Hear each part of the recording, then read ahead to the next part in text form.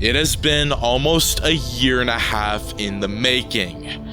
Welcome back, my fellow watchers of the multiverse, to another brand new series on the channel. And what better way to kick it off with the Avengers 2000. Now, if you haven't already seen the Avengers 2000 1-3, I would highly recommend that you check those out, as this will be the fourth installment to the Avengers 2000, The Cloud of Darkness. Now, we're going in after the events of the Dark Avengers, when they used the ultimate nullifier and Galactus. So, that's to catch you up to speed. The Avengers have completely annihilated the city, to the point where it's not recognizable. Do make sure to subscribe, like, share, and turn those notifications on so you and your friends are all up to date with the latest content. But that being said, let's dive in to the brand new fanfiction series. Chapter 1, The Avengers Dismember. In the late 90s, the cosmos trembled as an unforeseen disturbance echoed throughout the universe. Thanos the Mad Titan, driven by an insatiable lust for power, embarked on a quest to collect the legendary Infinity Stones. Unbeknownst to Earth, the gathering storm of destruction approached as Thanos sought to reshape the universe in his image. As he transversed through the vastness of space, Thanos encountered formidable challenges on his quest. His relentless pursuit of each Infinity Stone left a trail of conquered worlds and vanquished foes. With the Power Stone, he obliterated entire civilizations. And with the Space Stone, he manipulated the very fabric of reality to suit his dark desires. News of Thanos' cosmic rampage spread across the world like wildfire among alien races and cosmic entities. The universe quivered in fear as the Mad Titan harnessed the might of the Reality Stone, bending the laws of existence to his will. Entire galaxies fell under his dominion, their inhabitants subjected or eradicated. Word of Thanos' conquest reached the ears of cosmic guardians. The might of the Power Stone, space, reality, soul, mind, and time stone made Thanos unstoppable. As he approached Earth, still unaware of its significance in the cosmic balance, Thanos revealed in the anticipation of the final stone. His pursuit of the Soul Stone led him to confront the mystical forces guarding its secrets. The battle that unfolded on the mysterious planet was a testament to Thanos' unyielding determination. With the Soul Stone added to his gauntlet, Thanos felt an unparalleled surge of power coursing through his veins. Earth, a mere speck in the vastness of space, laid unsuspecting and unprepared for the impending doom that loomed on the cosmic horizon. The Mad Titan set his sights on Earth, eager to complete his collection and fulfill his destiny as the ultimate cosmic ruler. The Avengers and the people of Earth, oblivious to the impending threat, continued their lives unaware of the storm that was about to descend upon them. As Thanos' ship entered Earth's atmosphere, the universe held its breath, awaiting the inevitable clash between the Mad Titan and the unexpected inhabitants of the Blue Planet. The stage was being set for a cosmic confrontation that would shape the destiny of Earth and the entire universe. Chapter 1, The Avengers Dismember, Part 1. The dust settled, the clouds began to reform in the sky. As Earth's mightiest heroes defeated the World Devourer himself and sent the Dark Avengers back to their timeline. The fight was finished, and the heroes were scattered on the battlefield, broken at the war that they had just finished. Wolverine sat on the ground. Daredevil was out of breath, healing from his wounds, while the Fantastic Four sat beside each other. Hulk stood still. Spider-Man laid down to catch his breath, while the X-Men helped Blade and Punisher back to their feet. Thor helped Iron Man while Captain America was helping Doctor Strange. Everyone stood still in silence, together for one whole minute. Steve Rogers turned to face the circle of heroes. He told them that they fought well, and that this day would forever be remembered for the rest of their lives. Rogers explained that he's been through a lot over the years, with being brought into the Avengers by Nick Fury, and fighting against villains such as Kang. Rogers said that there might not be another time when the heroes would be together like this. So Steve took a deep breath to thank everyone as tears dripped down his eyes. "I'm tired of being a soldier," Steve said, as he looked at the heroes. Everyone stood in shock. Captain America laid down his shield in front of the team and thanked them for their efforts. He said that although they were doing the right thing, they have cost lives, lots of lives. Everyone began to look around at the destruction that they had caused while fighting the Dark Avengers. Buildings were destroyed, and bodies were lying motionless on the ground. Steve took his mask off with his shield and dropped it to the ground. The Punisher asked, "Why?" To which Rogers replied that he was tired of the war, and that he hopes the Avengers will understand the choice he is making. Other members of the Avengers looked at each other. Iron Man stepped forward and told the team that he was tired too, and he took his helmet off. Iron Man walked towards the Multiverse engine core and turned it on. Reed asked Tony not to do this, but Stark smiled.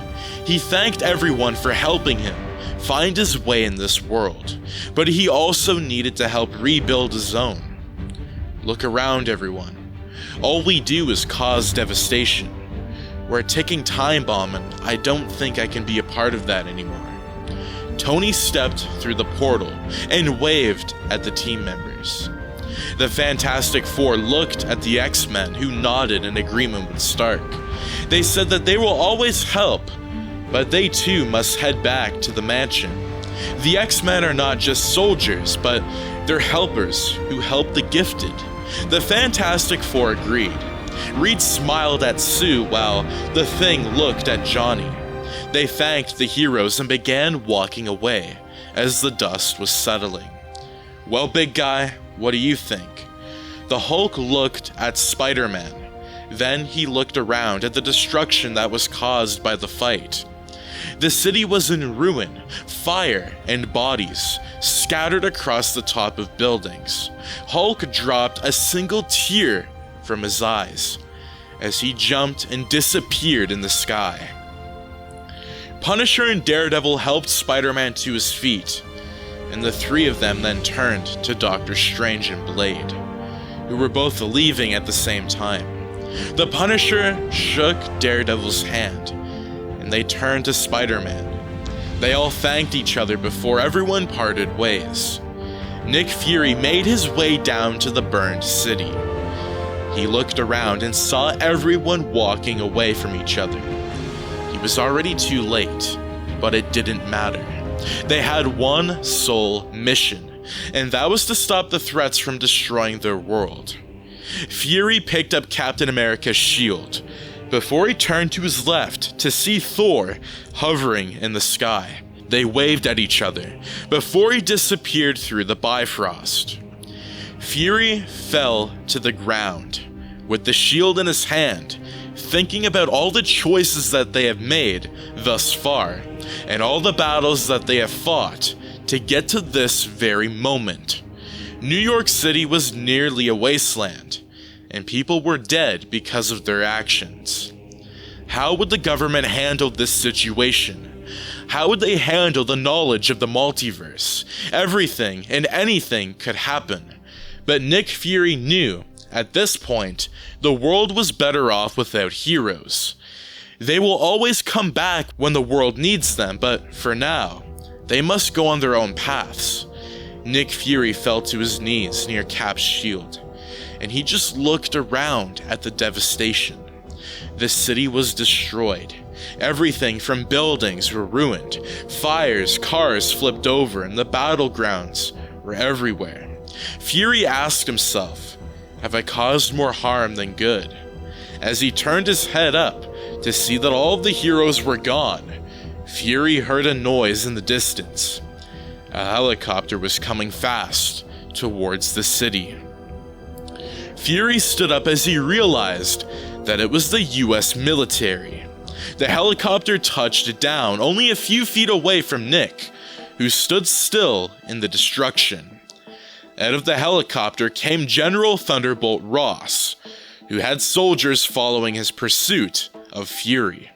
Nick slowly got up from the ground and walked towards Fury. Extending his hand out, Ross, Fury said. Ross declined Nick's hand as he stood still. Fury knew what this meant. Where the hell is everyone? Ross said. Where is the accountability, Fury? You had one mission to provide this government with a group of heroes, but look around. Fury looked around once again to take in all the mess he had caused, and he saw cars that were fully consumed by flames. Children laid still.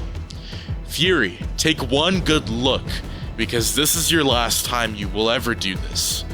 These children's deaths are on your hands, and the Avengers, he said. I'm sorry, Fury replied. Ross ordered that Fury be arrested for the destruction of the city that was on his hands. Fury looked to his left side and saw a soldier pull out an electrical restraint. Fury moved his hand across his gun, but decided against it. He put his head down in shame, slowly raising his hands up to be arrested. Ross looked towards the ground. That shield there, recover it, he said, as a soldier took the Captain America shield into the helicopter. Fury sat down as Ross got back in and told them to fly. Where am I going? Fury said. Ross just looked at him in silence as they kept moving. Shield is ending for good, Fury. The government has erased all of your files along with the Avengers. We couldn't be responsible for the creation of such a team. So, we had everything destroyed. The helicarrier dismantled. I'm sorry, he said.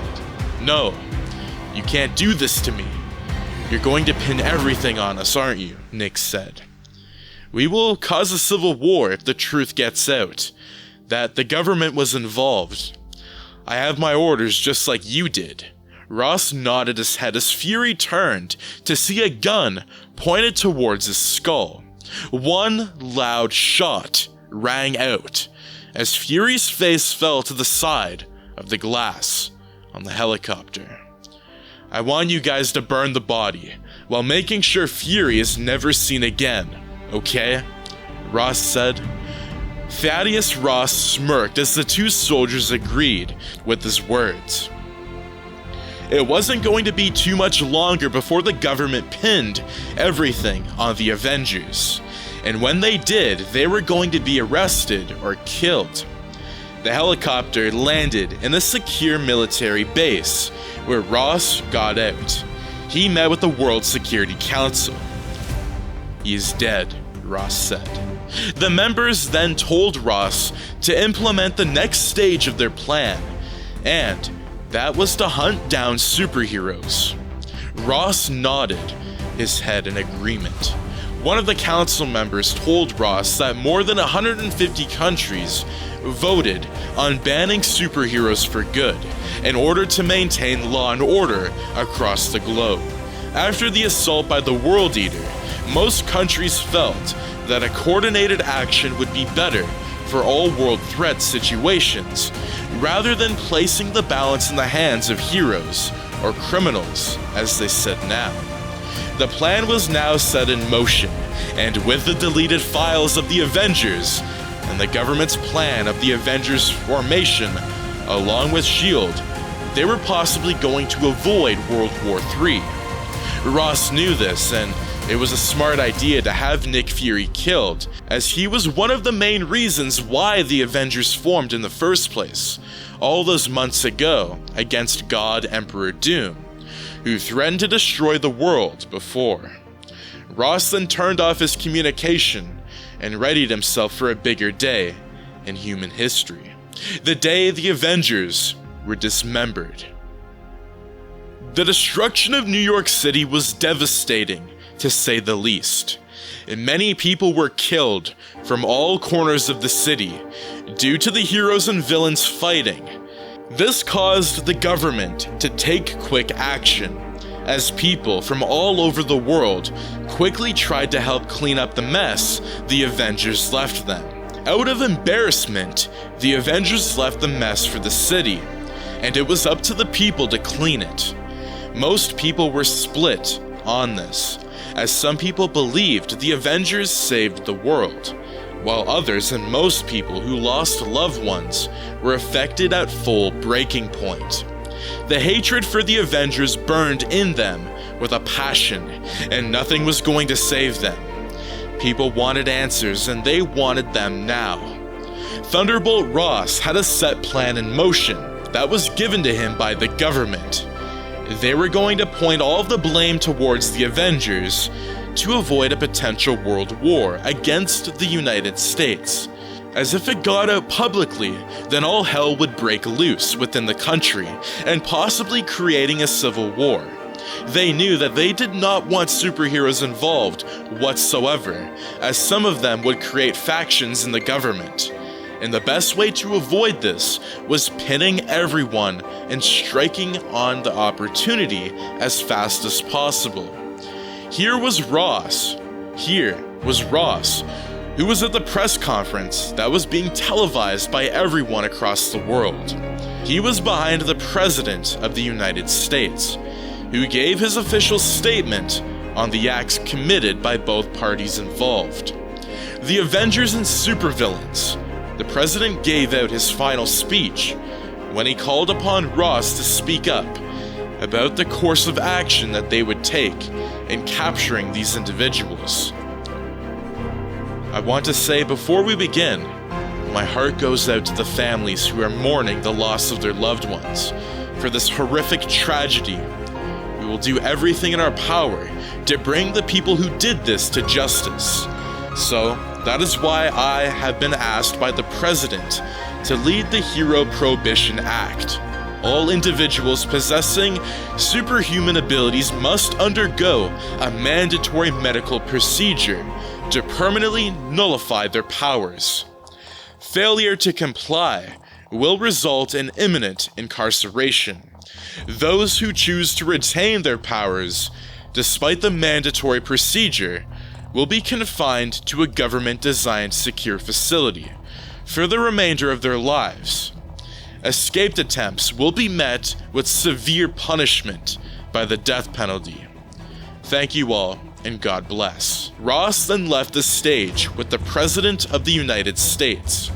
All heroes from across the world heard the news and began going into hiding, with most of the heroes never being found. Ross had a special team that was given to him by the government, known as Weapon X, and he was allowed to use lethal force to find and capture these criminals under the new Hero Prohibition Act. The list of heroes on the list were Doctor Strange, Blade, the Hulk, Daredevil, the X-Men, Fantastic Four, and Spider-Man, along with Ghost Rider and Daredevil. Ross knew that the task at hand was going to be difficult, but he would stop at nothing to see the heroes get what they deserved, as he believed that the heroes were in the wrong for the killings. The fear would soon enter into the superhero community, as heroes would not want to contact each other out of fear that they might be working with each other. And Ross also made a personal deal with Colonel William Stryker to have all the heroes' DNA as a sample for a new super soldier program. That would in turn create the most powerful army that could overthrow the government and take over the world. Weapon X secretly agreed to Ross's personal terms, as they wanted the DNA for themselves, and the agreement was settled.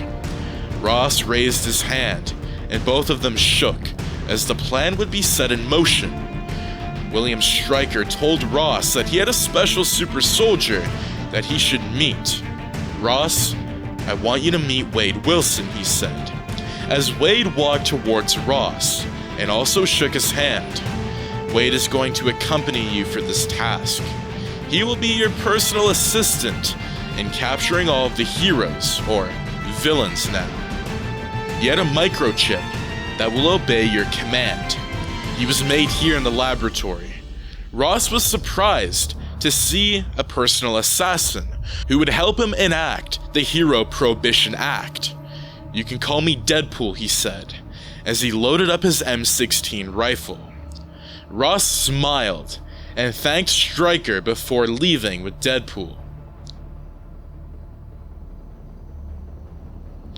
The news of the Hero Prohibition Act spread like wildfire, reaching the ears of every hero in the world.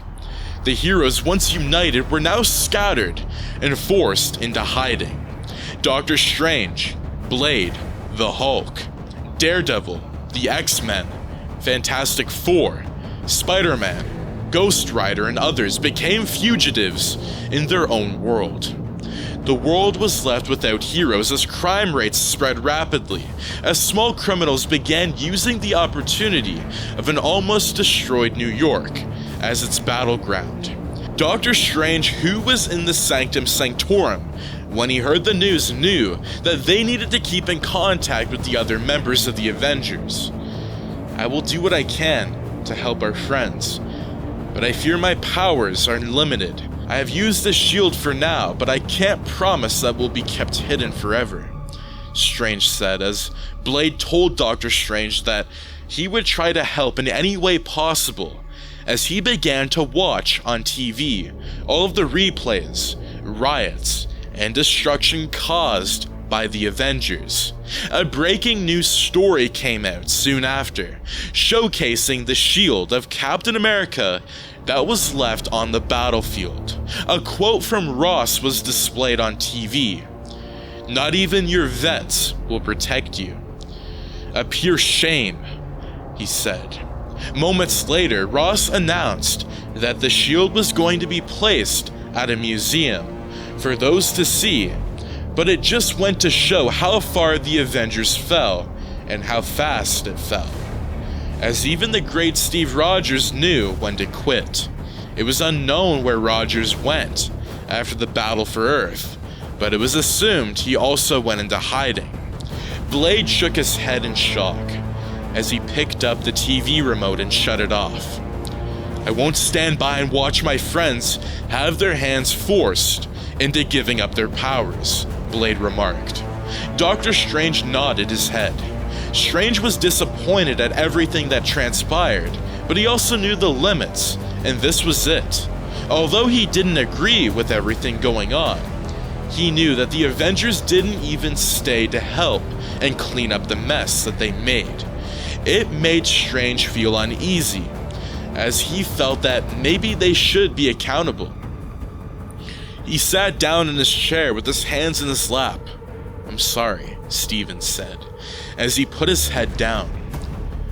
"I'm sorry too, Steven," Blade remarked. Blade opened the door from the sanctum and left Strange behind. The X-Men were hiding in a hideout in the X-Mansion. After all the events of this afternoon, they heard the rules and had to comply with it, or the school and everybody inside would be killed or taken away. Charles felt the immense pressure from the decision. They either risked the kids from being thrown into prison or possibly dying from curing the mutant gene. It wasn't possible, and mutants couldn't be cured, and these rules were not fair to Charles. But what choice did they have? The only alternative choice was agreeing to be imprisoned. Charles turned to Wolverine, Cyclops, Storm, and Beast, and asked what they should do. Logan raised his hand up as his claws came out, signaling bloodshed. Beast turned towards Logan as he raised his hand, asking Logan to put his claws down. They really needed to do this because the next 24 hours was going to be important. As they thought about what they were going to do in this situation, a figure emerged throughout the facility. A silhouette of a figure continued to walk as the X-Men were in a fighting stance and turned to the figure who continued walking. It was Eric, in a new red and blue costume.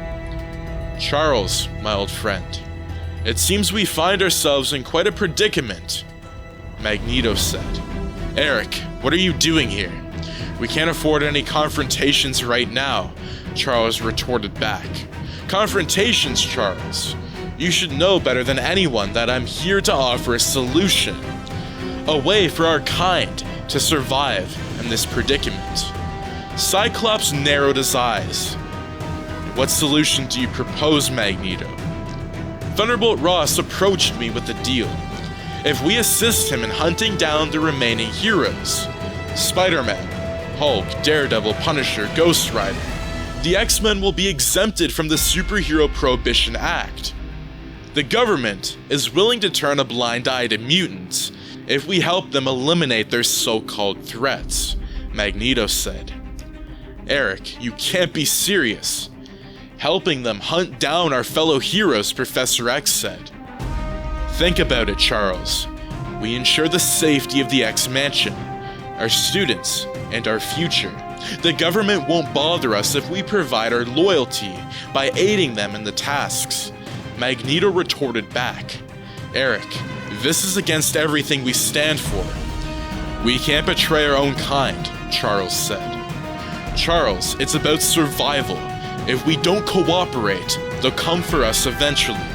The X-Mansion will no longer be a safe haven for mutants," he replied back. "This is a betrayal of our principles.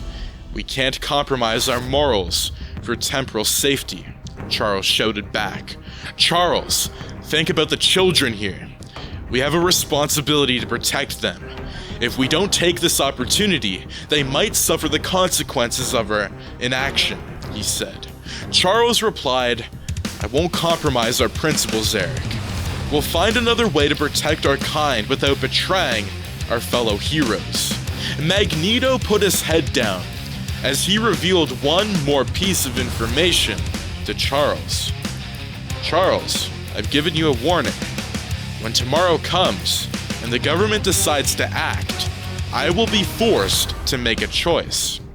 I hope you're prepared for what's to come, because when the storm comes, and it will, I hope your principles can withstand the consequences."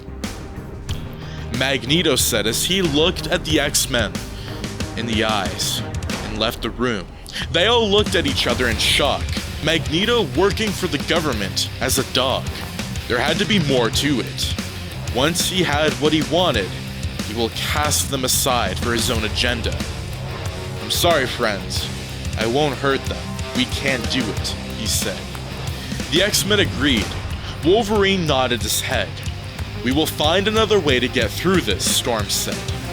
Charles asked the team to begin packing, as there was not much more time left.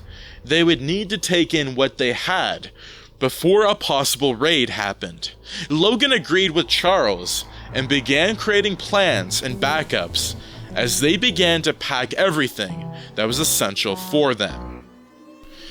And that is going to be it for part 1 of this brand new Marvel's fan fiction series. Again, I cannot thank you enough for all of the support recently. I hope that you guys do enjoy the brand new style that we are doing on the channel. So again, thank you so much. What is going to happen in part 2?